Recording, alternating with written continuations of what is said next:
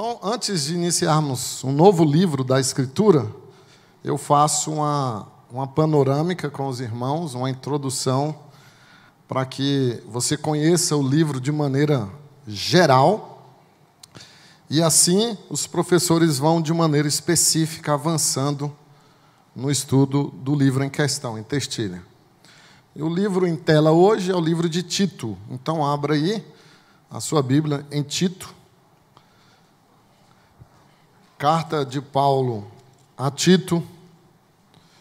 Nós leremos do verso 1 ao 4 apenas, porque é uma introdução ao livro. Você vai conhecer hoje essa pequena epístola, de forma sintética. E nos próximos domingos iremos adentrar a ela. Então, capítulo 1, do verso 1 ao 4. Paulo, servo de Deus e apóstolo de Jesus Cristo, para promover a fé que é dos eleitos de Deus e o pleno conhecimento da verdade segundo a piedade, na esperança da vida eterna que o Deus que não pode mentir prometeu antes dos tempos eternos e, em tempos devidos, manifestou a sua palavra mediante a pregação que me foi confiada por mandato de Deus, nosso Salvador. A Tito, verdadeiro filho, segundo a fé comum, graça e paz, da parte de Deus, Pai, e de Jesus Cristo, nosso Senhor. Então, esse é o cabeçalho da carta, não é? Era o comum do apóstolo Paulo escrever, fazer algumas apresentações, tanto de autor como de destinatário, e uma saudação cristã no final. Isso nós chamamos o cabeçalho da carta. E era o tipo comum de escrita na época, né? O apóstolo Paulo, ele também foi um homem do seu tempo. Se você lê com mais critérios escritos de Paulo, você percebe a influência da retórica clássica grega na sua maneira de escrever. E os gregos, eles tinham essa maneira epistolar de iniciar o seu escrito. Então, Paulo praticamente imita esse modelo, nada diferente. É uma das cartas pastorais escritas pelo apóstolo Paulo, é a mais breve das cartas. O que são as cartas pastorais, irmãos? É bom sempre ter em mente isso, já que já estudamos as duas primeiras, 1 e 2 Timóteo. As cartas pastorais, elas são conselhos, orientações de um pastor veterano, como o apóstolo Paulo, aos seus filhos na fé, Timóteo e Tito. Então, eles eram jovens pastores, em torno de 30 e poucos anos, para o judeu isso é jovem. E Paulo escreve com o objetivo de ensinar a eles como agirem diante da igreja, como pastorearem a igreja. E eles deveriam fazer isso como representantes do próprio apóstolo Paulo, diante do rebanho, já que eles pastorearam igrejas que foram plantadas por Paulo. Então, a Tito é uma carta pequena, muito breve, é a menor, mas ela é bem assertiva. E uma das situações que motiva o apóstolo Paulo a escrever é justamente o relacionamento conflituoso que havia dentro da igreja, que causou muitas feridas nas igrejas da ilha de Creta. Nós vamos conhecer um pouquinho sobre essa ilha, mas um dos objetivos do apóstolo Paulo é esse. Então, quando nós lermos Tito, é importante você ter um olhar de que é um verdadeiro manual de relacionamento. Se você quer aprender a se relacionar bem, para de ler esses best-sellers aí de autoajuda, que só ajuda quem escreve, dá muito dinheiro para ele. E olhe mais para a Bíblia, não é? Você tem um universo, um oceano riquíssimo de como você se relacionar bem com as pessoas. E, sobretudo, aqui em Tito, nós vamos ver isso. Ele mostra como os líderes devem lidar com as pessoas jovens, com os mais velhos, com homens, mulheres, com autoridades. Então, o livro é uma carta, não é, bem pequena, mas com uma gama, com uma amplitude que é impressionante. Então, hoje, o nosso objetivo é não adentrar, mas só tratar de aspectos introdutórios dessa pequena carta de Paulo a Tito. E eu quero começar, você pode anotar aí, com o primeiro ponto do nosso estudo, que é o remetente da carta. É muito importante você entender quem é o remetente, né? Eu fico vendo lá o Johan nas suas aulas online, a professora ensinando como escrever uma carta. Não é? Então, as partes de uma carta. E o remetente é importante. Se você não conhecer o remetente, ou quem foi, quem enviou, aí é anônimo. E anônimo é coisa de covarde. E coisa de covarde não merece atenção.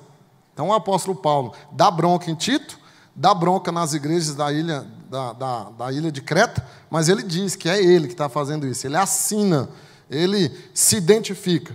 Então, observe aí, verso 1, Paulo, servo de Deus e apóstolo de Jesus Cristo. Paulo se apresenta como o autor da carta.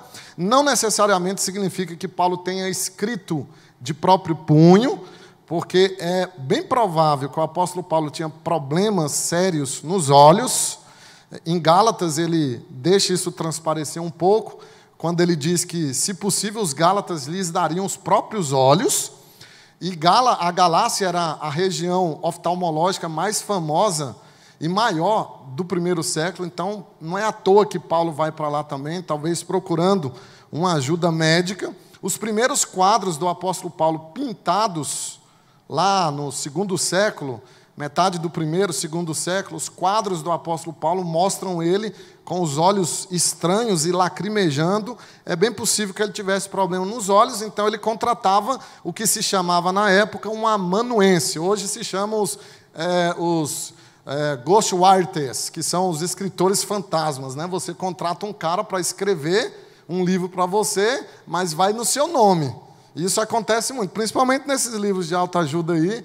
Na verdade, é um escritor fantasma que escreveu, um cara que sabe escrever, e ele vende por uma boa soma de dinheiros esse escrito e sai no nome aí de um autor que já é consagrado e famoso. Tenho minhas suspeitas que Paulo Coelho faça isso, tá?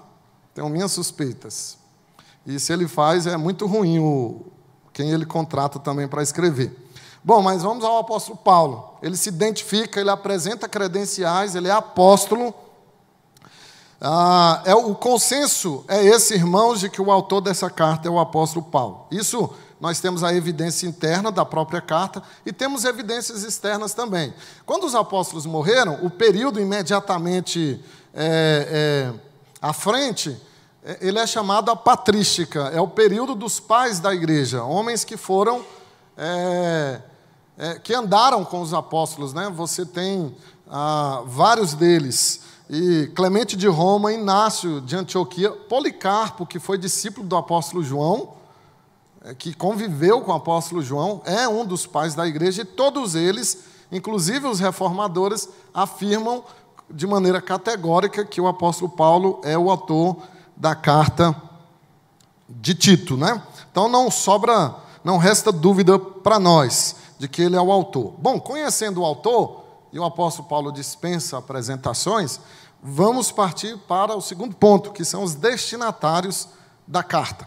Quem são? Aí aqui a gente precisa ser mais detalhistas, não é? Os destinatários da carta, ela foi enviada a Tito. Aí começa a grande questão. Paulo mandou a Tito ou mandou à igreja? Esse é o debate que há.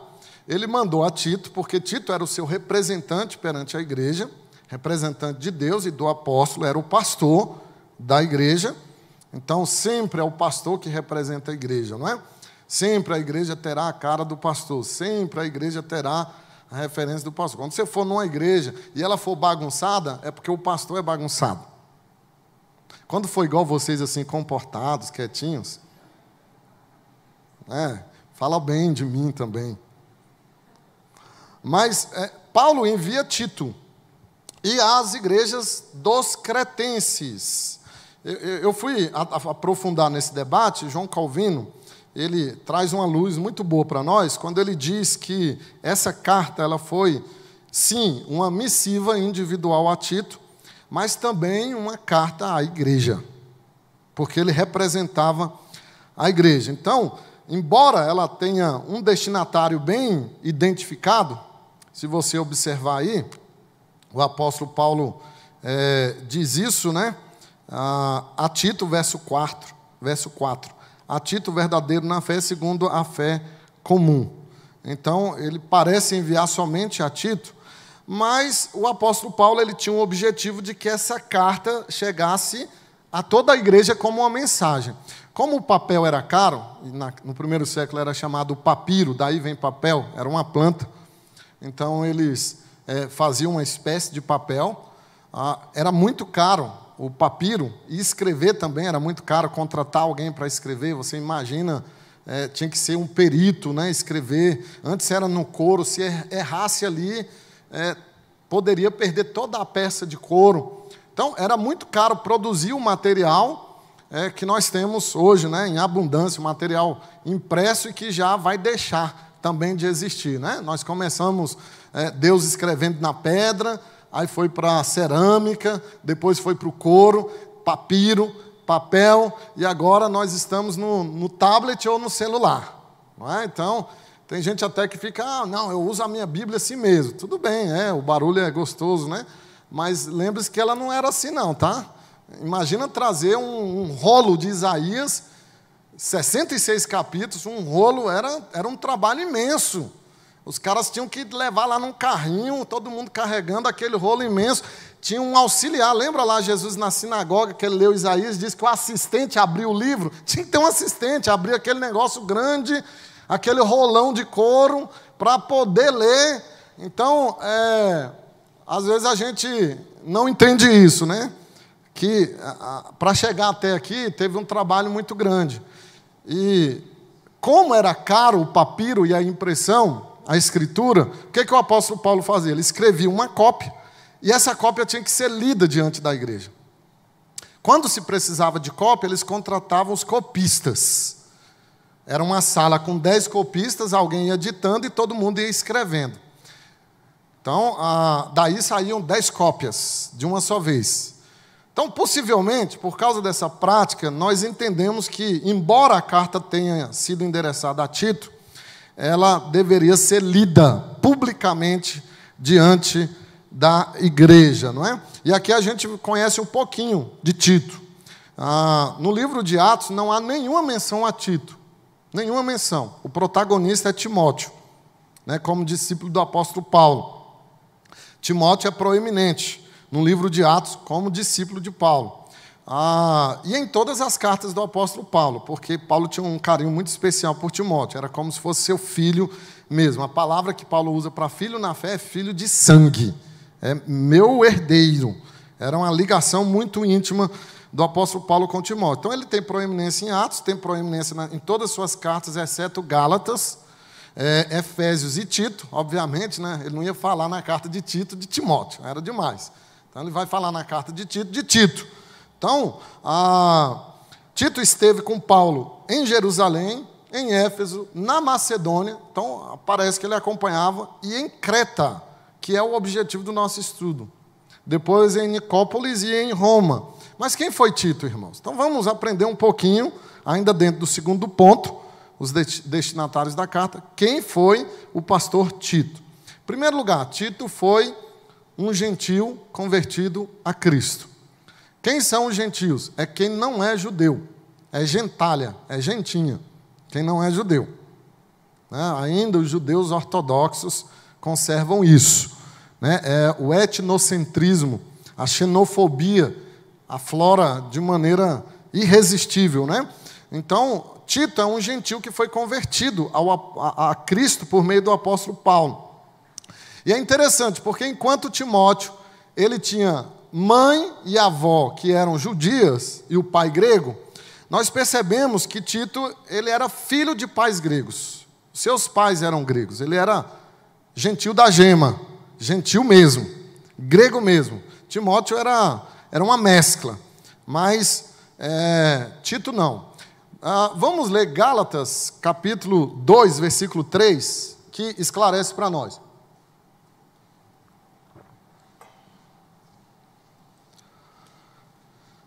Gálatas 2:3 está aí projetado.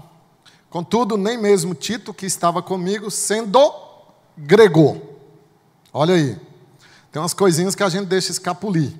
Sendo grego, foi constrangido a circuncidar-se. Então, Tito se converte por meio do ministério do apóstolo Paulo. O versículo 4 aqui, que nós lemos do capítulo 1 de Tito, diz isso.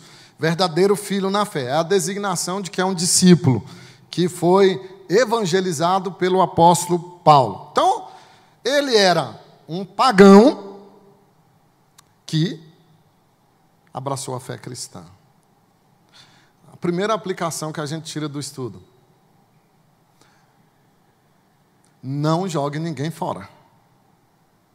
Esse menino era pagão, de uma região totalmente obscura, de uma região de falsos deuses, totalmente enganado. Ele andava nas trevas. Talvez você está aí orando pelo seu marido e já até desistiu. Olha, Tito nos ensina: não desista. A propósito, você leu a pastoral do Letim? O perdão não deixa ninguém de fora. O evangelho não deixa ninguém de fora, se for um eleito. Porque olha como é que Paulo começa a carta. Eu não sei se também isso te chamou a atenção. Verso 1. Tito 1, 1. E eu queria que você marcasse na sua Bíblia, no seu coração, na sua testa, no umbral da porta da sua casa. Desenha no seu prato de comida. Antes eu desenhava no meu prato de comida assim, no feijão, no caldo do feijão. Eu desenhava assim, né? Às vezes eu queria um tomate, eu desenhava o tomate. Aquilo ali alimentava. Olha só o que diz o versículo 1. Para promover a fé que é de todos. A fé dos eleitos. Deus só dá fé para os seus eleitos. E Tito era eleito. Estava lá no meio da macumba, fazendo despacho para Ísis, Afrodite. E Deus foi lá e falou: não, você é meu. Você não é de Satanás. Irmãos, Mônica foi mãe de Agostinho, o maior teólogo do Ocidente. Agostinho era um depravado, ele vivia nas casas de prostituição e sua mãe no culto. Se você tiver tempo, leia as Confissões de Agostinho. A gente até se sente bem, você fala assim: rapaz, esse aqui é pior que eu, esse cara. Ele vivia nas tavernas. Mônica orou por Agostinho 25 anos. Um dia ela estava chorando no banco da igreja. O pastor dela se aproximou e falou: Mônica, o que foi? E ela chorando disse: pastor, meu filho está lá com as prostitutas e eu aqui na igreja. E o pastor disse para ela: um filho de muitas lágrimas não se perde. Ela orou 25 anos. Um dia Agostinho estava andando, voou um papel, bateu no peito dele. Ele pegou, estava escrito, um pedaço da Bíblia: o justo viverá por fé. Foi por acaso? Aquilo explodiu no coração de Agostinho. O justo viverá por fé. E ele virou o maior teólogo do Ocidente. Porque teve uma mãe que orou 25 anos por ele. Não jogue ninguém fora. Você não tem esse direito. Que aplicação, né? Paulo já começa com os cravos na gente. A fé é dos eleitos. Se for eleito, gente, Deus vai mover céu, terra, mar. Vai fazer tudo. Incansavelmente, Ele vai atrás de você. Se for um eleito, de quem você está orando. Agora, se não for, ele já tem dono. Satanás. Se não for eleito, ele é primogênito de Satanás. Aí não tem oração. Não tem jejum. Não tem nada. Bem claro o versículo. A fé que é dos eleitos. Bom, vamos para a segunda apresentação de Tito. Quem é Tito? Ele é um gentil convertido a Cristo. E Tito, ele não foi circuncidado, como Timóteo. Ele era um gentil, ele não era judeu. Lá em Gálatas, capítulo 2, vamos voltar para Gálatas, porque o embate de Paulo em Gálatas, é a questão da circuncisão. E qual era o tema aí? O tema era justamente que, além de você aceitar a fé cristã, além de você receber a Cristo, é preciso circuncidar-se. O que era a circuncidão? Era a retirada do prepúcio do membro da criança ao 8º dia. Quando eu estava fazendo meu doutorado lá em São Paulo, tinha um restaurante judaico. Aí o pessoal falava assim, você foi lá no restaurante judaico? Eu falei, eu fui. Rapaz, você está doido? Lá só vende prepúcio, rapaz. Por causa dessa ideia, né? A carne é o prepúcio, a retirada. E os judaizantes, eles queriam que, além da fé cristã, você também se circuncidasse. Então veja que Paulo aqui ele deixa claro lá no verso 3, Gálatas 2:3, que Tito não foi constrangido a circuncidar-se. Verso 4. Coloca o 4 aí. E isto por causa dos falsos irmãos que se entremeteram com o fim de espreitar a nossa liberdade que temos em Cristo Jesus e reduzir-nos à escravidão. Bom, aqui nós temos outra aplicação, né? Esses judaizantes, eles são chamados de falsos irmãos. A expressão é muito forte. Falsos irmãos. Como Judas, não era um falso apóstolo. E é impressionante, porque as pessoas que nos causam grandes traições, elas não são estranhas, elas são íntimas. Elas nos conhecem, sabem nossa rotina, sabem quem nós somos. Porque do estranho, você não espera outra coisa. Do íntimo, não. Por isso que o tombo maior é causado pelos de dentro, né? A igreja cristã, ela sofreu mais com os falsos irmãos nas suas fileiras internas do que com os neros, do que com as guerras. Nenhum Nero foi capaz de sucumbir à igreja, nenhum imperador, mas os falsos irmãos quase fecharam a igreja. Quase. Então aqui Paulo está deixando isso claro, né? Que Tito ele não foi circuncidado, isso porque ele era gentil. E ele não passou por isso.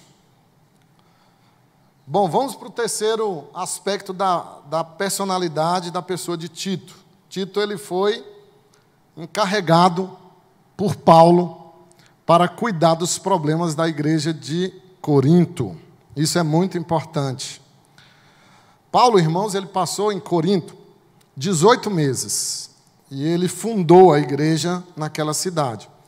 Era uma cidade extremamente pervertida. O nome Corinto vem de corintizai, que significa imoral. Era uma cidade portuária. Toda cidade portuária padece disso, né? Porque os marinheiros vêm do alto mar de meses e eles então desembarcam no porto da cidade e a primeira coisa que eles procuram são as prostitutas.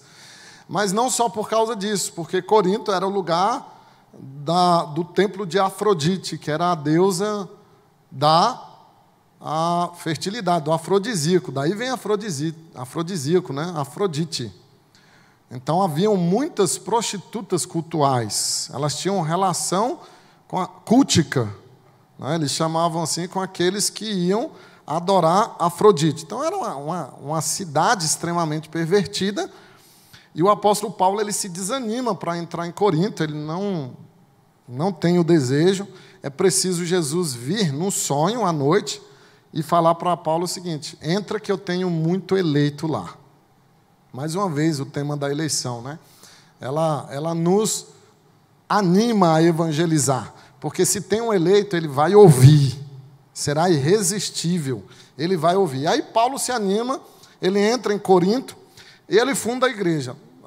É uma igreja, irmãos, que Paulo tinha um carinho, mas deu muito trabalho para ele, né? É igual mãe, parece que mãe gosta do filho que mais dá trabalho, não é? Por mais que ela, não, mas é verdade.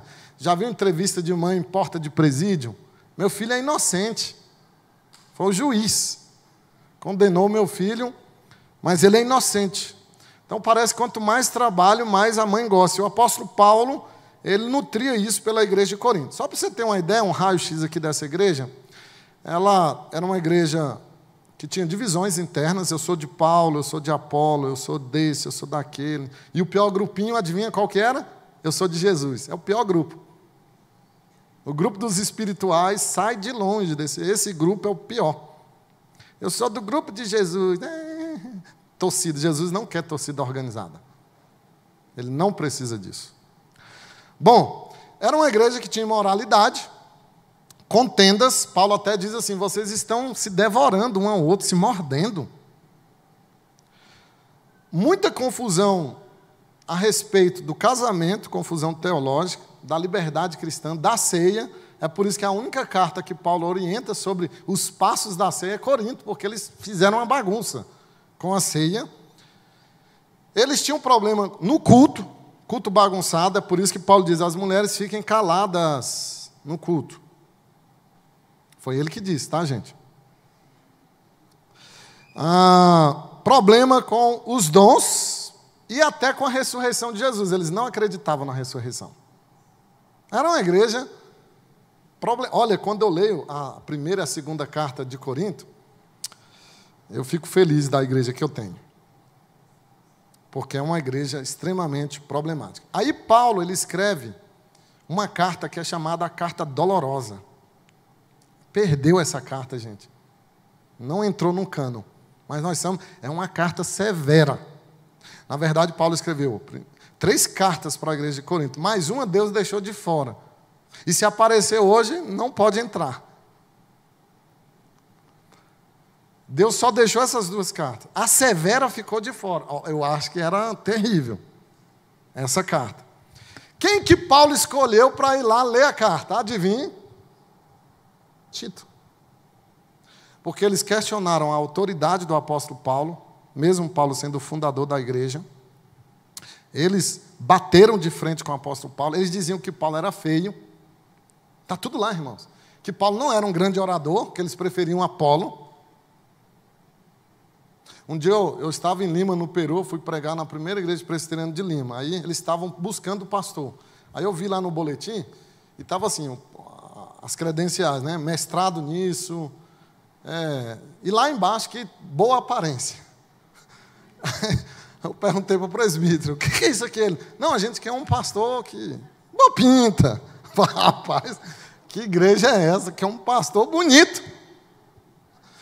E a igreja de Corinto é a mesma coisa com Paulo. Você é feio. Você não é um orador. Aí Paulo escreve essa carta dolorosa, pesada, severa. E ele vai lá e chama o seu filho na fé. Como eles estão me resistindo, vai lá você, lê essa carta e confronta eles. E Tito foi, irmãos. Tito obedeceu o seu pai espiritual. E o resultado foi que essa visita de Tito, ela surtiu um efeito grandioso na igreja de Corinto, né? Pela segunda carta a gente já vê isso. Um efeito grandioso. Eles se corrigiram e eles até reafirmaram o amor pelo apóstolo Paulo. Olha, até...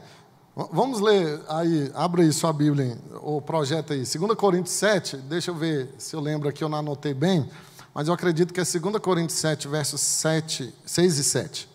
Abre aí, projeta aí, por favor, mano. Isso, 6 e 7. Porém, Deus, que conforta os abatidos, nos consolou com a chegada de Tito. E não somente com a sua chegada, mas também pelo conforto que recebeu de vós, referindo-nos à vossa saudade, o vosso pranto, o vosso zelo por mim. Que coisa bonita, hein? A igreja que bateu no seu pastor, que humilhou o seu pastor, que o denegriu, agora diz que sente saudade dele. Olha lá. E que essa saudade aumentou o regozijo do apóstolo Paulo. Que visita maravilhosa de Tito, a visita de Deus. Então nós vimos quem é Tito, né? Deixa eu revisar aqui. Ele não era um judeu, ele era um gentil, não foi circuncidado, por isso mesmo. Ele foi encarregado por Paulo para tratar do problema da igreja de Corinto. E quarto lugar, quem é Tito? Cooperador e companheiro de Paulo. Isso aqui é muito bonito. vamos lá de novo a Corinto, né? A participação de Tito em Corinto ela é tão importante que ele aparece 9 vezes em 2 Coríntios. Vamos lá para 2 Coríntios 8, verso 23 e 24, que mostra isso. E eu quero destacar aqui a palavra cooperador, né? Quanto a Tito, é meu companheiro e cooperador convosco. A palavra cooperador aqui no grego é sinergos. Daí vem sim, o sim em grego é junto. Ergos, energia que move. O trabalho é um ergos. Eu tenho um trabalho de mover isso aqui. Eu tô aplicando energia, força que move, é força motriz, ergos. O que Paulo está dizendo? Que Tito é um sinergos dele. É um companheiro, é um cooperador. Ele obedece às ordens do apóstolo Paulo, ele coopera, ele aplica energia, trabalho no ministério em várias igrejas, né, nas igrejas da ilha de Creta, na igreja de Corinto e em tantas outras igrejas, sabe Deus, né, que Tito esteve. Então, que interessante, porque aqui nós podemos fazer um contraste entre Tito e Timóteo, ninguém é igual, né, ao outro. Timóteo era tímido, doente, mais reservado, mas Tito não, ele era homem determinado. Enfrentar a igreja de Corinto não foi fácil. E em nome do apóstolo Paulo, não foi fácil. É igual Moisés, gente. Moisés morre. Imagina Moisés, o grande líder do povo de Israel. Sabe quantas pessoas Moisés conduziu no deserto? Quem sabe aqui? Eu só acredito porque a Bíblia fala, irmãos. Você tem ideia de quantas pessoas Moisés conduziu durante 40 anos no deserto? Sem água, sem comida. E se você ler em Atos, diz que nem a sandália dele se desgastou. Vamos lá, a gente está na escola. Quem arrisca?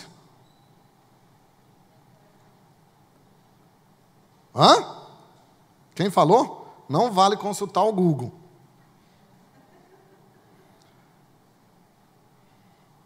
Sabe quantas pessoas, irmãos? Sem contar criança e mulher, que não contava.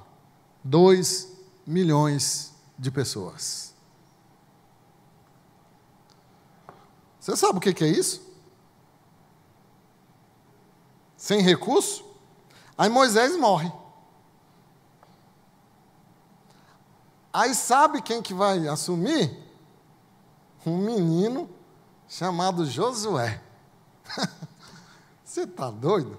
Assumir um cara igual a Moisés? Ficar no lugar de um cara igual a Moisés? É por isso, irmãos, que é Deus que tem que falar para Josué o quê? Ser forte e corajoso. Porque ele viu como é que foi conduzir 2 milhões de pessoas. A vara estava muito alta para Moisés, para Josué chegar lá e pegar. Aí Deus tem que falar para Josué, ser forte, corajoso, não temas. Assim como eu fui com Moisés, serei contigo. Senão não dava. Você entendeu? Imagina Tito, em nome do apóstolo Paulo, repreender uma igreja igual Corinto, de intelectuais, de filósofos, de gente rica, poderosa. Lembra lá na ceia, que era um almoço? Os ricos levavam a picanha, comiam, os pobres vinham na segunda jornada, só tinha resto. Então era uma igreja de gente rica e poderosa. E Tito vai lá para puxar a orelha dessa igreja. Porque ele era um sinergos, um cooperador do apóstolo Paulo. Quinto lugar, Tito era um homem de iniciativa.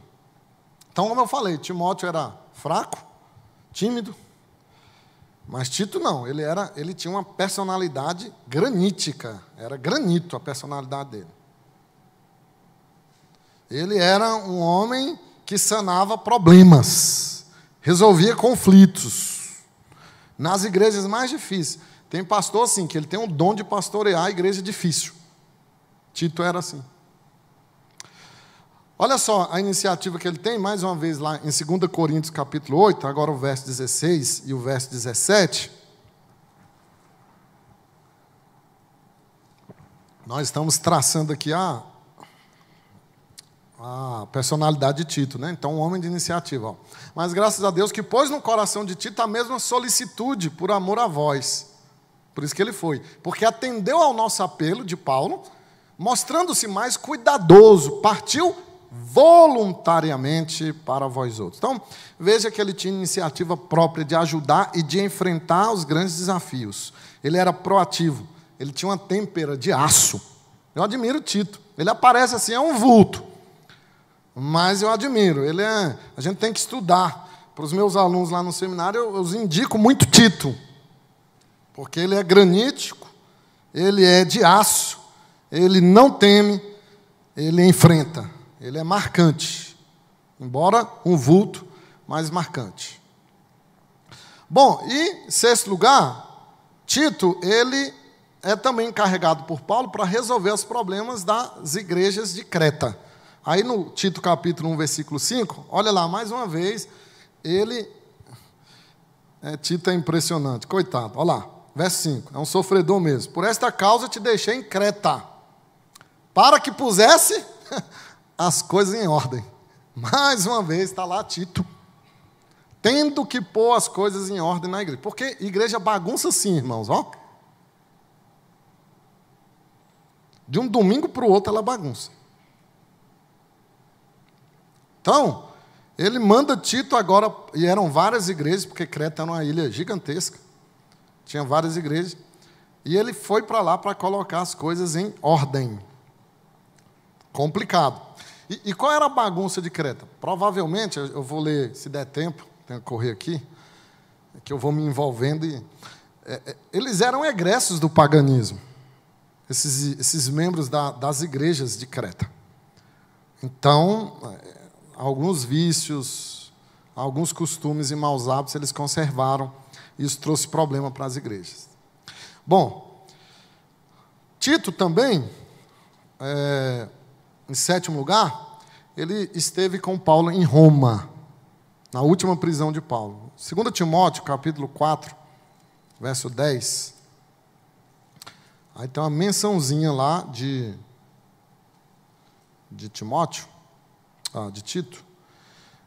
Paulo diz assim, porque Demas, tendo amado o presente século, me abandonou e se foi para Tessalônica. Crescente foi para a Galácia, Tito para a Dalmácia. Então ele estava lá com Paulo em Roma. Paulo escreveu 2 Timóteo de Roma, preso na masmorra agora, não era mais a prisão domiciliar. Nero mandou tirar a tornozeleira eletrônica e mandou ele direto para a masmorra, porque Nero já havia tocado fogo em Roma, culpou Paulo e os cristãos. Então, aí Paulo perdeu o privilégio de ter a prisão domiciliar e agora ele está na masmorra.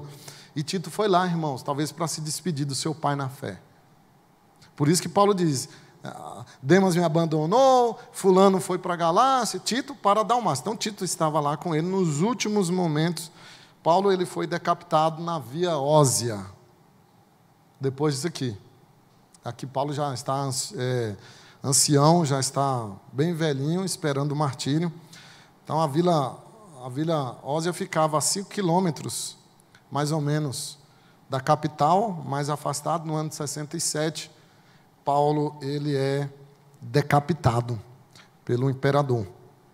E nós sabemos que Tito estava lá. É impressionante, nesse último momento, Tito está com ele. Nós não sabemos de Timóteo e se Marcos também chegou a tempo. Mas Tito estava com seu pai na fé, não abandonou nos últimos momentos. Sabe por quê, irmãos? Depois que acaba a sua utilidade, sabe o que sobra? O seu significado. Todos nós vamos envelhecer e vamos deixar de ser úteis. Úteis para os filhos, úteis para a igreja, úteis para o governo. E quando você tiver pessoas ao seu redor, no seu último momento, é porque você significa para elas.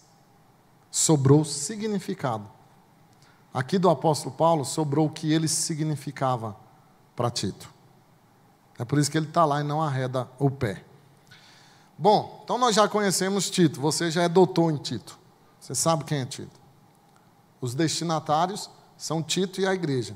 E a igreja está numa ilha, uma ilha simpática, chamada Ilha de Creta. Eu vou tentar em 11 minutos falar do terceiro ponto do estudo, que é a Ilha de Creta. Então vamos para o terceiro ponto, a Ilha de Creta. Veja o verso 5, que Paulo diz, te deixei em Creta. Era uma ilha, irmãos, muito grande, muito populosa. E ela era muito célebre, famosa, principalmente pelas leis sábias que eles tinham. Uma curiosidade aqui de Creta. Eu estava estudando sobre essa ilha, e é bom depois você ver no mapa, né? Eu gosto assim de ir lá, ir no mapa, conhecer a localização. Mas o que é interessante da ilha de Creta, que eu percebi, uma curiosidade, é que a palavra sincretismo veio de Creta. Então, como eu falei para vocês, sim é junto, misturado. Cretismo, Creta. Então, o sincretismo é uma palavra etimológica ligada à ilha de Creta. Por quê? Os sincretenses. Porque, como eu disse para vocês, eles eram uma região muito visada, porque era populosa, era rica. Então, eles brigavam, cada cidade na ilha, ela queria uma autonomia própria, mas quando vinha um invasor tentar ameaçar a paz deles, eles se uniam. Né? E aí é muito interessante. Os grandes problemas não separam, eles unem. O que separa é picuinha. Grande problema, não. Um filho que nasce com um problema crônico une os pais em prol da resolução daquilo e do cuidado do filho. Porque isso é um problema. Agora, picuinha separa. Picuinha, o Papa falou algo essa semana que eu achei muito interessante. Ele disse assim, que o diabo é a grande fofoca. Perfeito. O diabo é a grande fofoca. É a grande fofoca, o diabo. Então, eles se uniam. Daí veio a palavra sincretenses, dessa união. Mas também porque eles eram pagãos. Então, eles eram uma mistura de ideias, de filosofias, de religiões, de linhas de pensamento. Então, daí vem a palavra sincretismo, dos sincretenses. Achei a curiosidade legal e estou passando aí para vocês. Vocês já sabem, na prova de concurso, de onde vem a palavra sincretismo, né? Aí os concurseiros de plantão. Eles eram uma civilização brilhante, mas, por alguma razão que eu não identifiquei nos meus estudos, eles entraram num profundo declínio e até em desprezo. E aí, irmãos, que coisa interessante, nessa ilha obscura, tenebrecida pelo sincretismo, pelo paganismo, Deus faz brilhar a sua igreja. Isso é lindo no Evangelho. Quanto mais a noite está escura, mais as estrelas brilham. É nessa escuridão aí do mundo que a igreja brilha. Deus escolheu uma ilha pagã para nascer a sua igreja. Não foi em Jerusalém somente, foi na ilha de Creta, cheia de feiticeiros, de macumbeiros, de gente doida. É igual aqui, nós temos Alto Paraíso, uma cidade de... não vou falar não, que está ao vivo aqui, mas Alto Paraíso é complicado com o misticismo. Satanás é tão astuto que Alto Paraíso, não sei se você sabe, você passa de Alto Paraíso, tem um paralelo 14, é um monumento, né? O paralelo 14, ele está alinhado, sabe com qual cidade? Machu Picchu. Machu Picchu é extremamente mística. Daí eles ligam, né? Olha aí, ó, as energias se cruzando. Lá tem um aeroporto que baixa um Boeing, está interditado, porque foi construído no jardim da Maitreya, a deusa da nova era. Eles interditaram o aeroporto. E tem um povoado lá chamado São Jorge.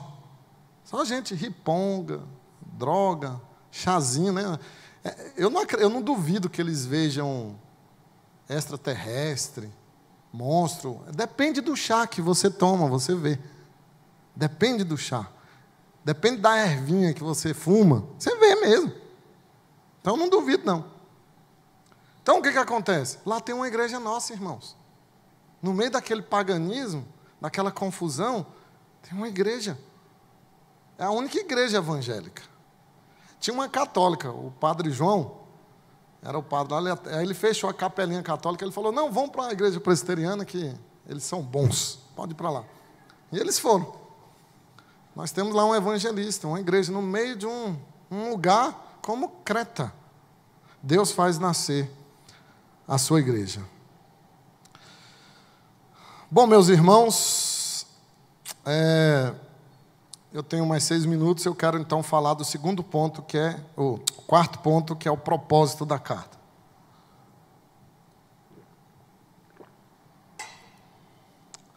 Três pontos eu quero destacar aqui do propósito da carta, para a gente terminar. Primeiro, essa carta tem o objetivo de encaminhar Zenas e Apolo a Creta. Capítulo 3, versículo 13, de Tito. Olha o que o apóstolo Paulo diz. Encaminha com diligência Zenas, o intérprete da lei, e Apolo, a fim de que não lhes falte coisa alguma. Uma igreja que tem um Zenas, né, um doutor da lei, um intérprete, um exegeta, e um Apolo que é pregador, não falta nada mesmo, né? É isso que Paulo está dizendo. Olha, eu estou mandando aí para vocês o mestre, o cara que vai ensinar para vocês. Vocês vão ficar fera em Bíblia. Mas também eu estou mandando o pregador, Apolo. Apolo é pregador. Então, igreja não pode ter só ensino. Tem que ter pregação. Pregação, irmãos, não é palestra. Pregação não é aula. Pregação é uma mensagem.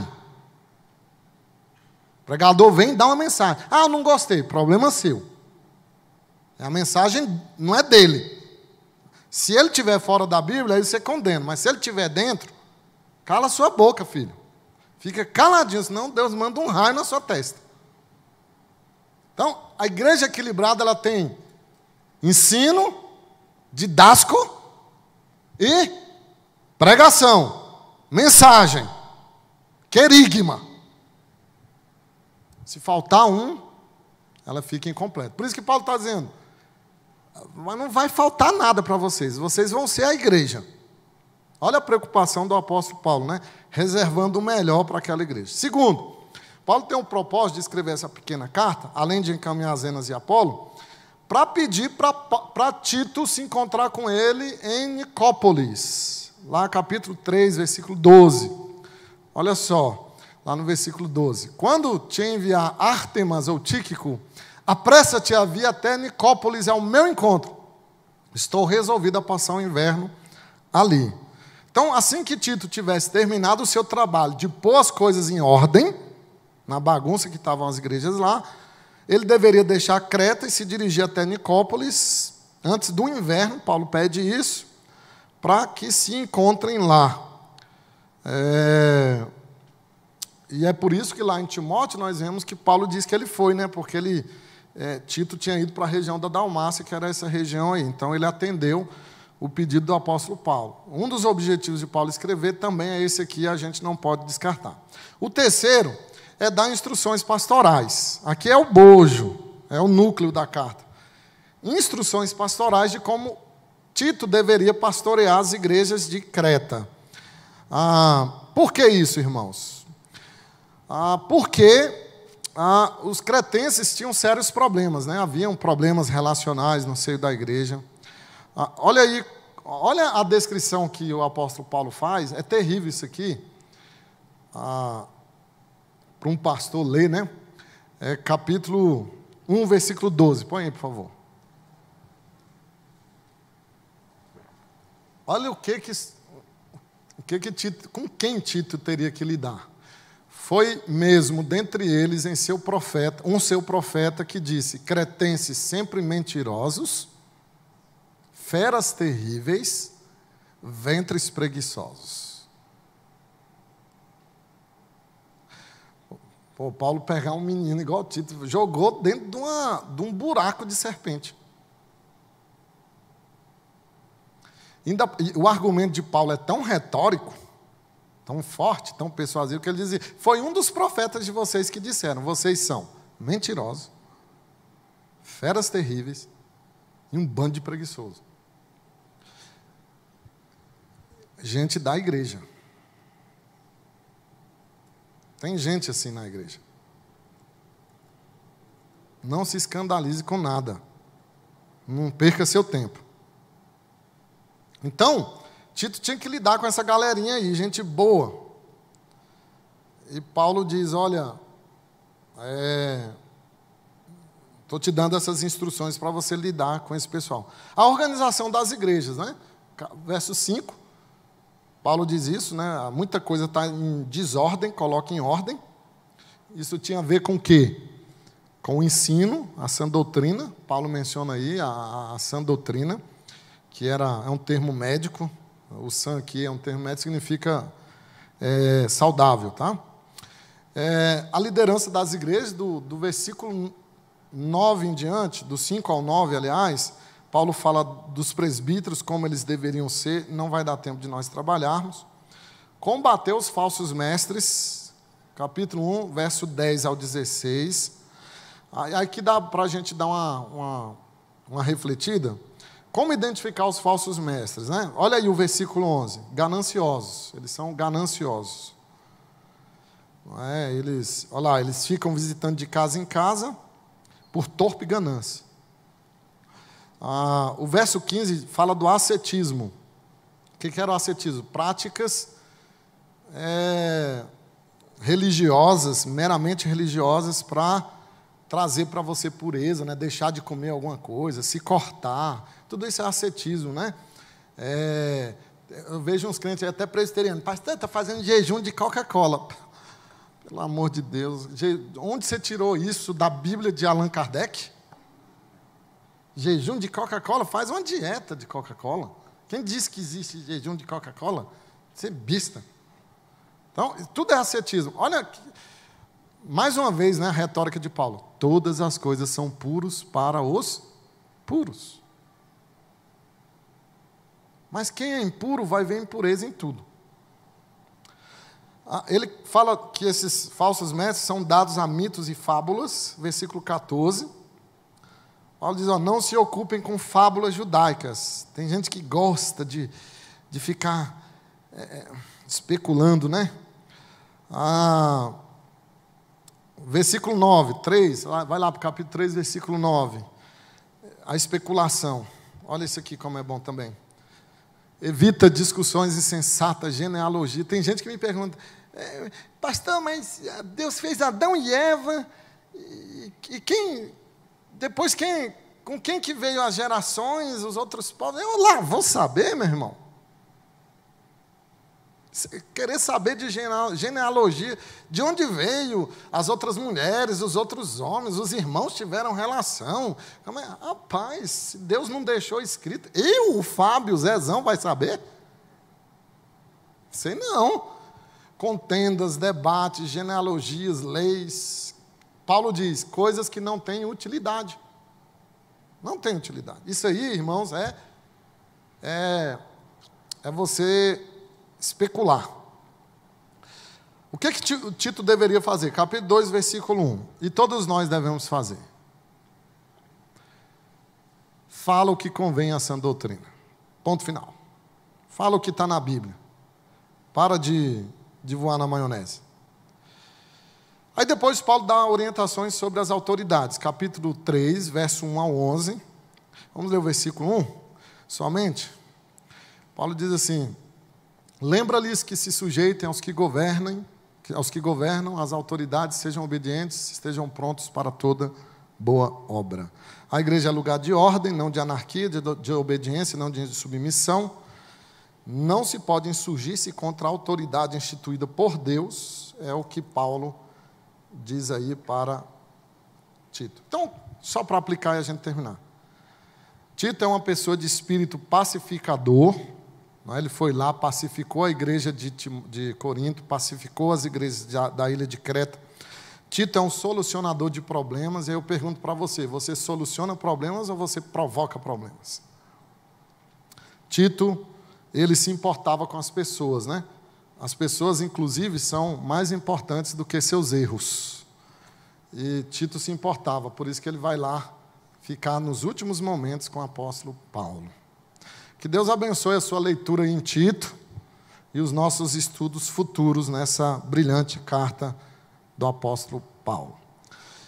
Eu quero chamar aqui à frente